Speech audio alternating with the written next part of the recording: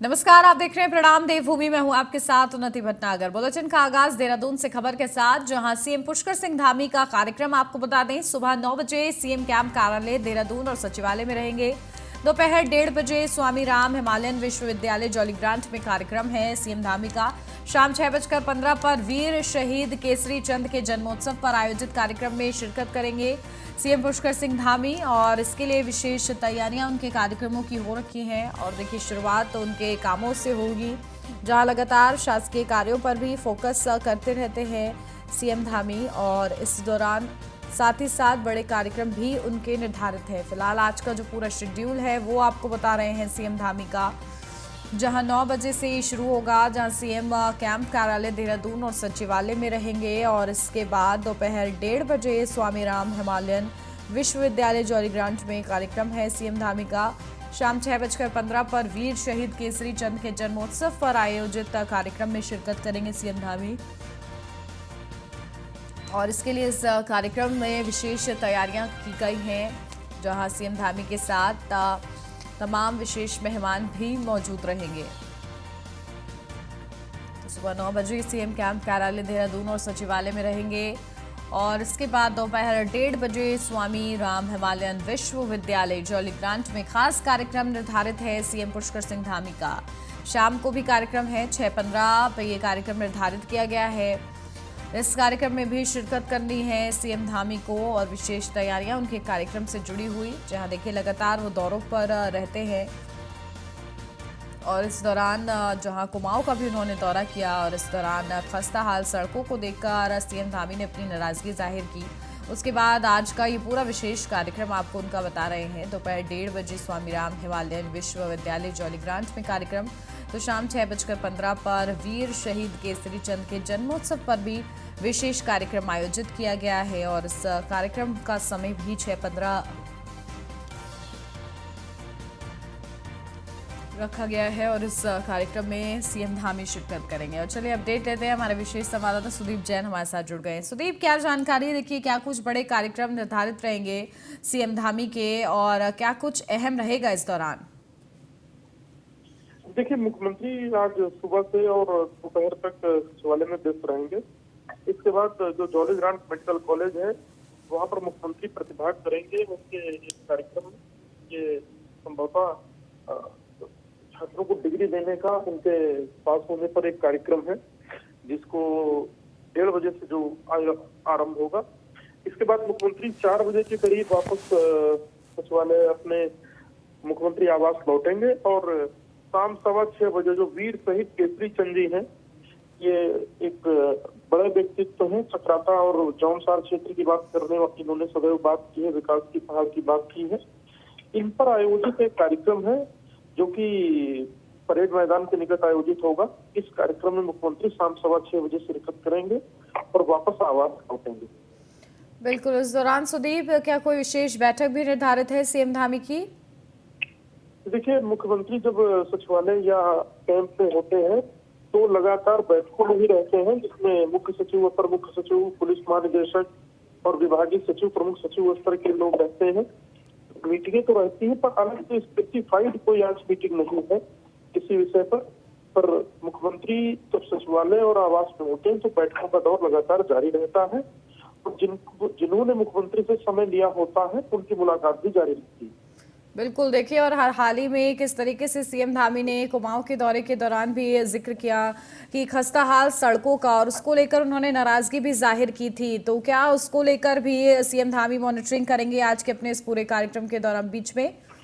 जी बिल्कुल, देखिए, मुख्यमंत्री सड़कों की जो खस्ता हालत है उस पर बहुत पहले से निर्देश दे रहे हैं, और कल उन्होंने कुमाऊं में नाराजगी व्यक्त की है। हालांकि कई जगहों पर सड़कों में सुधार हुआ है, पर कॉलोनी की, मोहल्लों की जो इंटरनल सड़कें होती हैं वहाँ बहुत सुधार की जरूरत है। माना यह जा रहा है कि मुख्यमंत्री ने कल इस विषय पर बैठक बुलाई है 1 बजे के करीब, और जिसमें वो लोक निर्माण विभाग के मंत्री के साथ इस विषय पर चर्चा करेंगे। बिल्कुल, ठीक है, बहुत शुक्रिया सुदीप आपका तमाम जानकारी के लिए।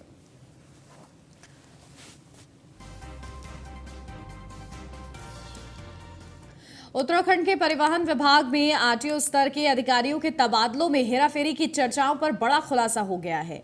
विचलन एक्ट व नियमावली को तार तार किए गए आरटीओ स्तर के तबादलों में अब तबादला संबंधी कुछ कागजात ही सोशल मीडिया में तेजी से वायरल होने लगे हैं। इन आदेशों पर गौर करें तो साफ साफ सचिन परिवहन द्वारा तबादला संबंधी प्रस्ताव में दून आरटीओ प्रशासन पर योग्य व्यक्ति शैलेश तिवारी का नाम लिखा गया है, लेकिन फाइल पर एक अलग नोटिंग लिखते हुए इस पर पहले से ही दून में तैनात सुनील शर्मा को दून आरटीओ प्रशासन के पद पर तैनात करने, जबकि इसी पद पर योग्य शैलेश तिवारी को दून आरटीओ प्रवर्तन के पद पर तैनात करने की नोटिंग कर दी गई है। चर्चाएं ये हैं कि ये नोटिंग खुद परिवहन मंत्री चंदन रामदास ने की है, जो कि तबादलों से पूर्व आवश्यक तबादले करने की ही बात कह रहे थे। इतना ही नहीं, विचरण में मांगे गए अनुपात से अधिक तबादले किए गए हैं। खानपुर से निर्दलीय विधायक उमेश कुमार ने गंभीर आरोप लगाते हुए सीएम से सीधे सीधे इन तबादलों को निरस्त करने की मांग की है।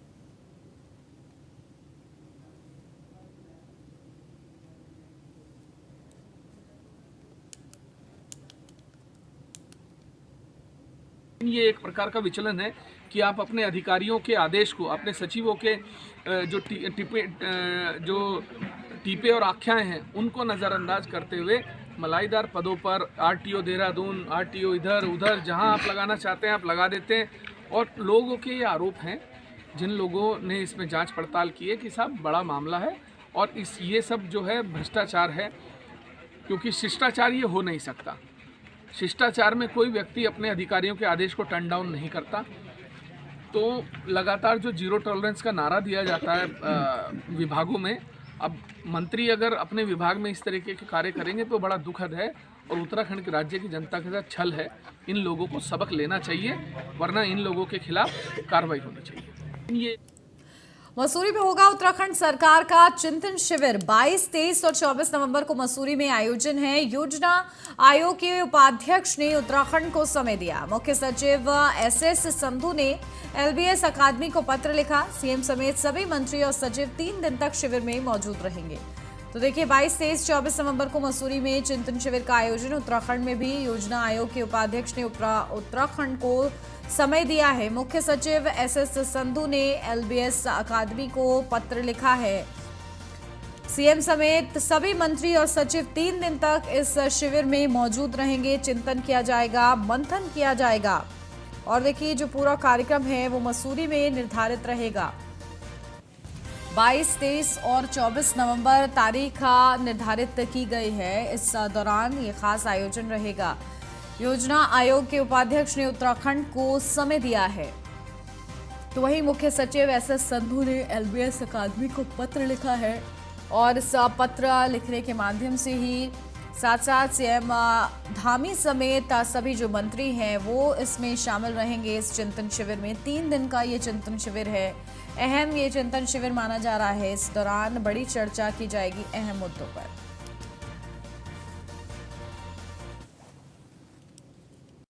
चिंतन शिविर पहले हम रामनगर या नैनीताल में प्लान कर रहे थे। उस समय एडवर्स वेदर फोरकास्टिंग की आईएमडी की तरफ से आया था, उसकी वजह से उसको पोस्टपोन करना पड़ा।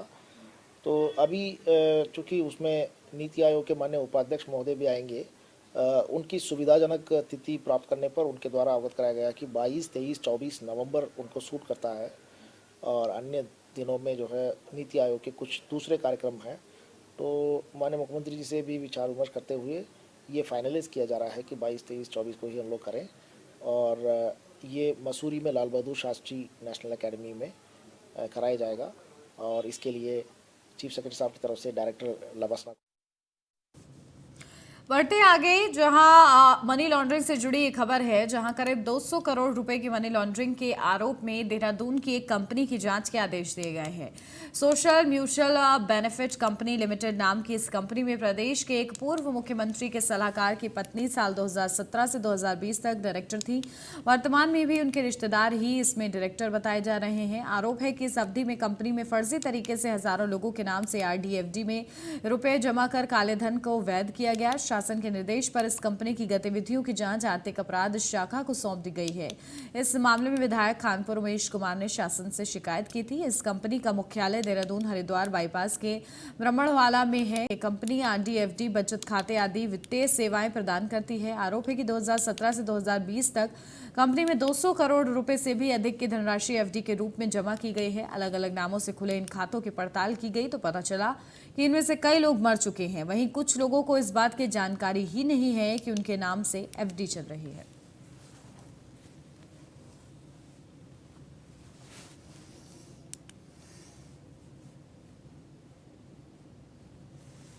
मामला ये है कि जो केएस पवार हैं, जिनको 2017 में तत्कालीन मुख्यमंत्री त्रिवेंद्र सिंह रावत जी ने अपना औद्योगिक सलाहकार नियुक्त किया था, 2017 से 2020 के बीच उनकी पत्नी की कंपनी सोशल म्यूचुअल बेनिफिट्स में लगभग 180 करोड़ रुपए के फिक्स डिपॉजिट्स किए गए। मैं ये जानना चाहता हूँ कि 180 करोड़ रुपए जो जिस कंपनी के पास कोई पैसा नहीं था, जो भूखे नंगों की कंपनी थी, उनमें 180 करोड़ रुपए कहाँ से आया? और जिन लोगों के नाम पर इन्होंने कैश डिपॉजिट्स कराए, उनमें अधिकतर लोग या तो जिंदा नहीं है, या फिर वो बच्चे हैं, या वो लोग यहाँ रहते नहीं। तो ये सारा का सारा मनी लॉन्ड्रिंग है, यानी कि काले धन को इन्होंने सफेद करने का प्रयास किया है। इसकी जांच social mutual fund benefit company कुछ है, कंपनी के खिलाफ कंप्लेंट आई है, तो उस पर प्रिलिमिनरी इंक्वायरी हुई थी एसटीएफ की तरफ से। उसमें ये पाया गया कि इस पे मनी लॉन्ड्रिंग जैसे कि कुछ आने का बात आ रही थी। उस पर विस्तृत जांच के लिए ईओडब्ल्यू को भेजा गया है शासन के द्वारा हमारी रिकमेंडेशंस पे। मुख्यमंत्री पुष्कर सिंह धामी ने हल्द्वानी में सड़कों का औचक निरीक्षण किया। सड़कों के हाल देखकर सीएम धामी ने नाराजगी जाहिर की। मुख्यमंत्री ने अफसरों को तुरंत सड़कों को दुरुस्त करने के निर्देश दिए। मुख्यमंत्री ने हल्द्वानी में अधिकारियों की बैठक लेते हुए सड़कों के गड्ढा मुक्त न होने पर सख्त नाराजगी जताते हुए कहा कि अगली बार उनके दौरे से पहले सड़कें गड्ढा मुक्त नहीं की गई तो सख्त से सख्त कार्रवाई की जाएगी। मुख्यमंत्री ने जिलाधिकारी और संबंधित विभाग के अधिकारियों को सड़कों को गड्ढा मुक्त बनाने के लिए समस्त जानकारी अविलंब मुख्यमंत्री कार्यालय में उपलब्ध कराने के निर्देश दिए हैं।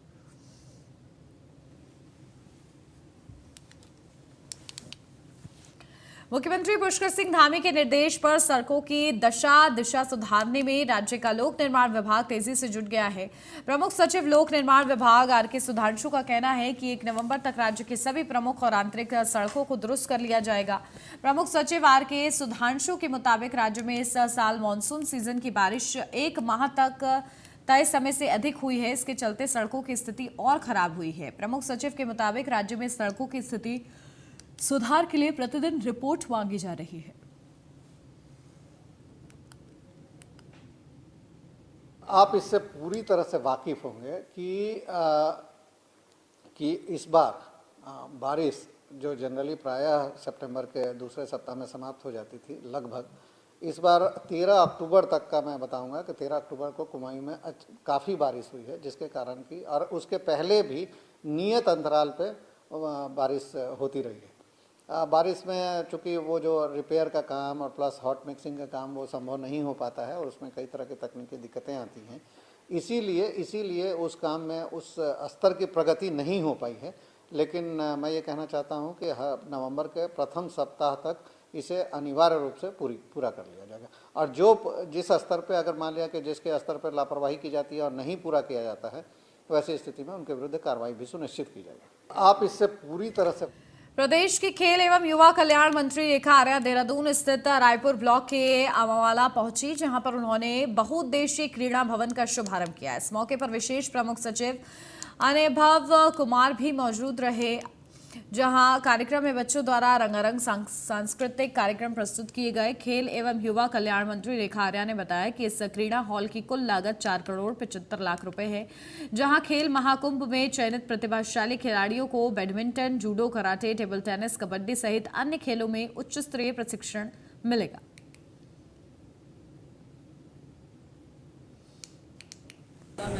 क्रीड़ा हॉल का आज उद्घाटन किया गया है, जो कि 4 करोड़ की धनराशि के साथ में निर्मित हुआ है। निश्चित रूप से इस क्रीड़ा हॉल के माध्यम से हमारे बच्चों को सारे इंडोर गेम खेलने के लिए एक यथोचित स्थान जो है यहाँ पे प्राप्त होता है। बैडमिंटन इसमें मुख्य खेल रहेगा, मैं मानती हूँ कि जब साधन संसाधन उपलब्ध हो जाते हैं तो बच्चों के लिए एक सुविधा उपलब्ध हो जाती है और सरकार की ये कोशिश कि ग्रामीण स्तर पर जो है उच्च स्तरीय संसाधन उपलब्ध हो सके, तो वह अपने आप में जो है आज रायपुर में स्थापित की गई है, जो कि मैं समझती हूँ कि बच्चों के अंदर एक नई उत्साह और खेल के लिए एक नया प्रोत्साहन उनके मन में संजोता है। मैं मानती हूँ कि आने वाले समय में निश्चित रूप से हमारे बच्चे जो है खेल के प्रति अपने रुझान को बढ़ाने का काम करेंगे और उनको ये जो भवन है अपने आप में एक अवसर प्रदान करेगा कि आइए और यहाँ से अपनी खेल प्रतिभा निखार कर जाइए। लक्सर में तहसील दिवस कार्यक्रम में जन सुनवाई के दौरान मंगलवार को हरिद्वार के डीएम का अधिकारियों पर सख्त रवैया देखने को मिला। इतना ही नहीं बल्कि एक किसान संगठन के नेता को डीएम ने गलत तथ्य प्रस्तुत कर शिकायत करने पर जमकर फटकार लगाई। वहीं हर पेड़ काटे जाने की शिकायत के बावजूद वन विभाग के अधिकारियों को भी तत्काल वन अधिनियम के तहत कार्रवाई का आदेश जारी किया गया। वहीं खानपुर क्षेत्र में डेंगू के बढ़ते आंकड़ों के मद्देनजर रास्ते पर दूषित पेयजल की रोकथाम के लिए भी खंड विकास अधिकारी को तत्काल पुलिस के सहयोग से कार्रवाई का अल्टीमेटम जारी किया गया। वहीं चकबंदी विभाग से जुड़ी अधिकांश शिकायतों का पुलिंदा देखकर डीएम चकबंदी अधिकारी पर भड़क उठे। क्यों कर रहे हैं मुझसे कोई क्यों गलत बात करते हैं, सबका वक्त खराब करते हैं। तहसील दिवस में संभवतः मेरा शायद 3 महीने बाद आना हो पाया। इसका कारण ये था कि बीच में पंचायत चुनाव की जब मॉडल कोड ऑफ कंडक्ट लगी थी और उसके ठीक पहले जब शेड्यूल था लक्सर में एज ए डीएम मुझको आने का, तो कांवड़ मेले का चल रहा था, तो 3 महीने बाद मैं यहाँ पर आया हूँ और करीब आज अभी 81 शिकायतें कुल मिली हैं, उसमें से 15 का निस्तारण हो गया है। शेष 66 शिकायतें जो हैं वो सभी कंसर्न डिपार्टमेंट्स को दे दी गई हैं और ये अपेक्षा है कि समयबद्ध ढंग से उसका निस्तारण करें। जहाँ तक शिकायतों का प्रश्न है, मैक्सिमम शिकायतें राजस्व विभाग की हैं और मैं मान सकता हूँ कि करीब जो 66 शिकायतें जिनका निस्तारण अभी होना बाकी है, उसमें से करीब 80% शिकायतें राजस्व विभाग से हैं। तहसील दिवस में संभवतः मेरा शायद 3 महीने बाद आना हो पाया। इसका कारण ये था कि बीच में पंचायत चुनाव की जब मॉडल कोड ऑफ कंडक्ट लगी थी और उसके ठीक पहले आजीविका महोत्सव को लेकर जिला प्रशासन ने तैयारियां तेज कर दी हैं। 19 नवंबर को अल्मोड़ा विकासखंड के हवल बाग में आयोजित होने वाले इस महोत्सव में प्रदेश के मुख्यमंत्री पुष्कर सिंह धामी सहित उद्यमी शिरकत करेंगे। मुख्य विकास अधिकारी अंशुल सिंह ने बताया कि आजीविका महोत्सव में हस्तशिल्प उत्पाद की प्रदर्शनी लगाई जाएगी, जिसमें देश के उद्योग से जुड़े उद्यमियों को बुलाया गया है। साथ ही विशेषज्ञ के द्वारा परिचर्चा बैठक की जाएगी और जनपद के सैकड़ों स्वयं सहायता समूह के साथ ही उद्यमियों को 12 करोड़ के सरकारी विभिन्न योजनाओं ऋण वितरित किए जाएंगे।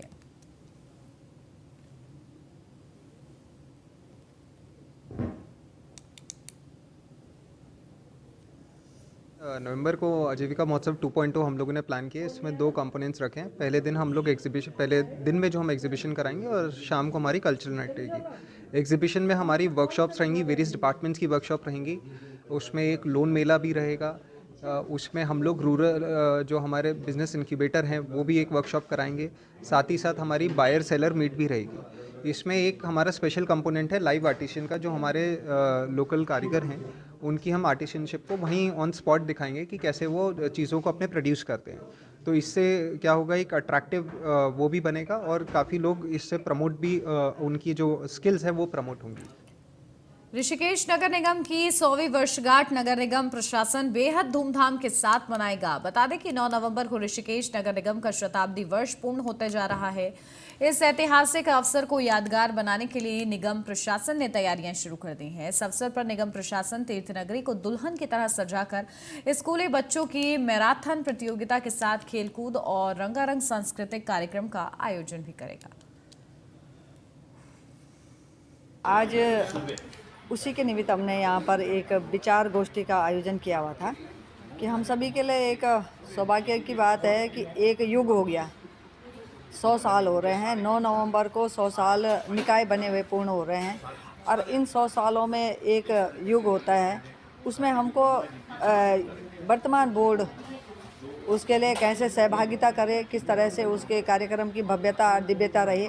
तो शहर के सभी गणमान्य जनों को, विद्यालयों से प्रधानाचार्यों को, सचिव, शहर के सभी तमाम उन सभी लोगों को, यहाँ पर व्यापारी गणों को, सामाजिक संस्थाओं को हमने यहाँ पर हरिद्वार जिले की ज्वालापुर विधानसभा से बीजेपी के पूर्व विधायक सुरेश राठौड़ ने अपना अखाड़ा बनाने का ऐलान किया है। संत रविदास की कथा का आयोजन करने वाले सुरेश राठौड़ ने श्री गुरु रविदास के नाम से अखाड़ा बनाया है। अखाड़े का महासचिव पूर्व IFS किशन चंद को बनाया गया है। हरिद्वार के एक आश्रम में चल रही रविदास कथा के समापन के बाद रविदास आचार्य सुरेश राठौड़ ने अखाड़ा बनाने की घोषणा की।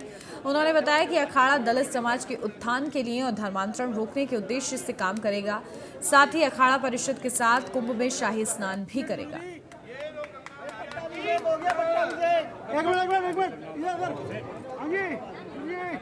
किशन चंद जी महामंत्री के रूप में काम करेंगे। योग्य अधिकारी हैं, IFS हैं, बुद्धिजीवी हैं और अखाड़े के महामंत्री के रूप में काम करेंगे। सुनो, हमारी जनसंख्या इतनी है इसलिए इसकी जरूरत पड़ी है। हमारे देश की जनता चाहती है, रविदास समाज चाहता है कि अखाड़ा बनना चाहिए। हमारे अखाड़ा अलग से अखाड़ा होगा।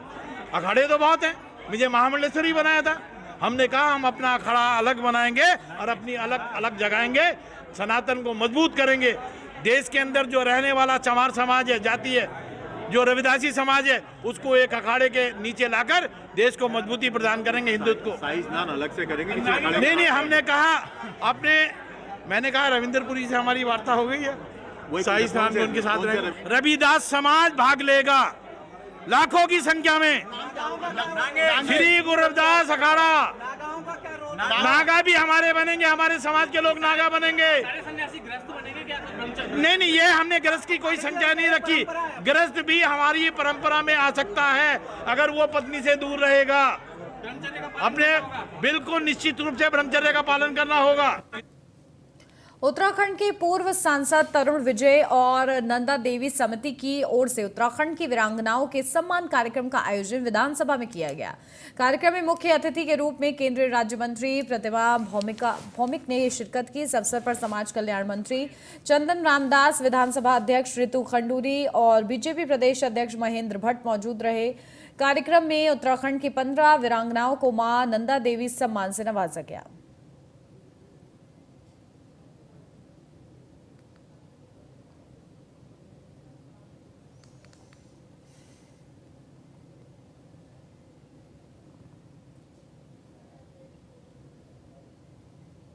आज नंदा देवी जो समिति है उसी के माध्यम से छोटा साल है वो हमारे वीरांगना माताओं बहनों को सम्मानित किया गया। आप लोगों ने देखा है जो 2 माता आई है जिन्होंने हमारे देश के लिए बेटा को दिया, बेटा का बलिदान हुआ, पर्वत में चढ़ाई किया, ऐसा बहन भी है। हमारी वायुसेना में काम करती है, सब हमारा बेटी भी है जो अपने सीमांत गांव में खुद का रोजगार नहीं करते, देश को सुरक्षा देते हैं और लोगों को बचाने के लिए काम करते हैं। ऐसा माता भी इधर है। 80 साल का एक माता भी इधर आई है। तो इतने सारे माताओं को उन्होंने तरुण विजय जी ने सम्मानित किया है और तरुण विजय जी का माता का पुण्यतिथि भी है, उनको भी हम श्रद्धांजलि करते हैं। आज विधानसभा कक्ष में हम लोगों ने नंदा देवी का जो सम्मान समारोह है वो किया। उसमें हमारी आदरणीय समाज कल्याण मंत्री केंद्र से प्रतिमा भौमिक जी पहुंची हैं। उनका बहुत बहुत मैं आभार और धन्यवाद करती हूँ कि वो इस कार्यक्रम में उन्होंने शिरकत किया और महिलाओं का आज यहाँ पर सम्मान हुआ है। मैं पूरी समिति को, खासकर तरुण विजय जी को भी बधाई देना चाहती हूँ कि ये बहुत ही बढ़िया कार्यक्रम यहाँ पर हुआ जहाँ हमने दूर दराज से आई हुई महिलाओं का सम्मान किया। आज विधानसभा के इस कक्ष में नंदा देवी समिति के तत्वाधान में हमारे उत्तराखंड की वीरांगनाओं को, जिसमें विभूति ढोंडियाल और चित्री जैसे हमारे अमर सपूतों की माताओं को